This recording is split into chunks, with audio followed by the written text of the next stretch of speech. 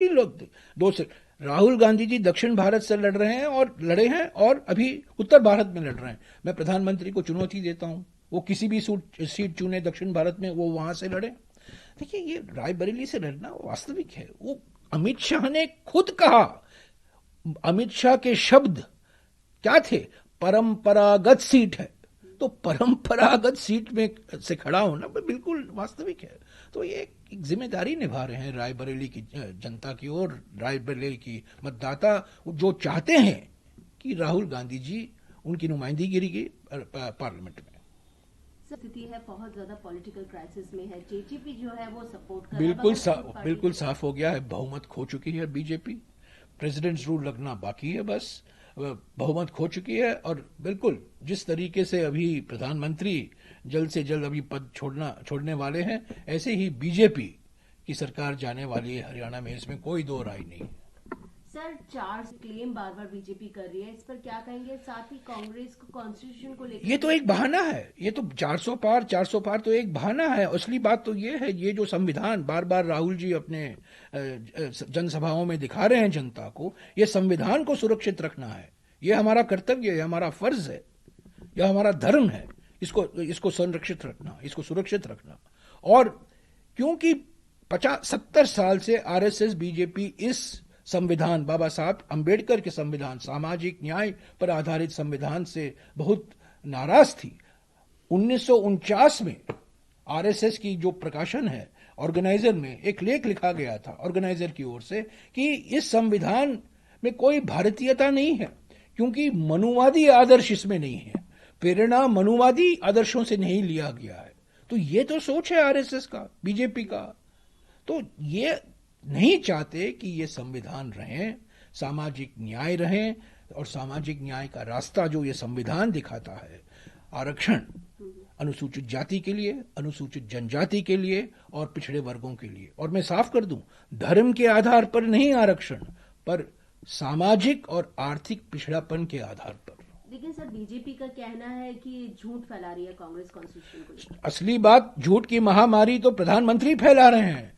हमारे न्याय पत्र को उन्होंने क्या कहा? मुस्लिम लीग का दस्तावेज कहा, बाद में मंगलसूत्र की बात की, बाद में भैंस की बात की, बार बार अलग अलग चीजों की बात कर रहे हैं। ध्रुवीकरण देने के ऑक्सीजन दे रहे हैं, क्योंकि वो जान गए हैं कि अगर वो बेरोजगारी, महंगाई, बढ़ती हुई आर्थिक विषमताएं, इन मुद्दों पर अगर वो लड़ें तो उनका सफाया हो जाएगा। ऐसे तो सफाया हो ही रहा है।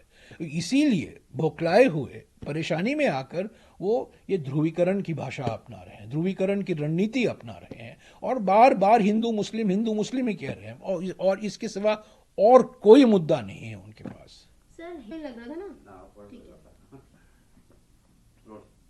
सर, हेमंत बिस्वा ने जैसे कहा है राम मंदिर को लेकर कि राम मंदिर कंस्ट्रक्ट होते नहीं देखना चाहती है, उसको हटा। देखिए, हम 30 साल से हम कह रहे हैं, 30 साल से। पहले तो मैं कह दूं, हम राम के पुजारी हैं, हम राम के व्यापारी नहीं हैं। बिल्कुल हम राम के पुजारी हैं। अब देखिए पीछे, मेरे पीछे क्या है, रोज मैं पढ़ता हूँ रामचरितमानस, पर मैं जाके रास्ते में नहीं कहता हूँ कि मैं राम भक्त हूँ, राम भक्त हूँ। हम सब राम भक्त हैं हमारे देश में, हम राम पुजारी हैं। राम की अलग पहचान है हमारे समाज में, पर हम धर्म को लेकर हम राजनीति में नहीं लाना चाहते हैं, धर्म का राजनीतिकरण नहीं करते।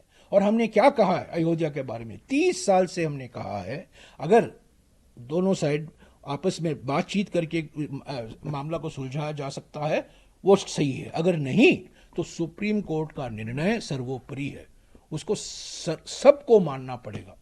सुप्रीम कोर्ट का जो निर्णय है, आया है अयोध्या को लेकर, हम उसका सम्मान करते हैं, हम उसका आदर करते हैं, और उसका हम 100% हमेशा पालन करेंगे। ये 30 साल से हम कह रहे हैं। हर 3-4 साल बीजेपी अपना स्टैंड बदलते रहती है। असली बात तो यह है ना, हमारा स्टैंड बिल्कुल अडिग रहा है। सुप्रीम कोर्ट का निर्णय का सम्मान करना, आदर करना, पालन करना हर भारतवासी का धर्म बनता है। सर, आपको क्या लगता है कि अब इस तरफ रुक कर रहे हैं?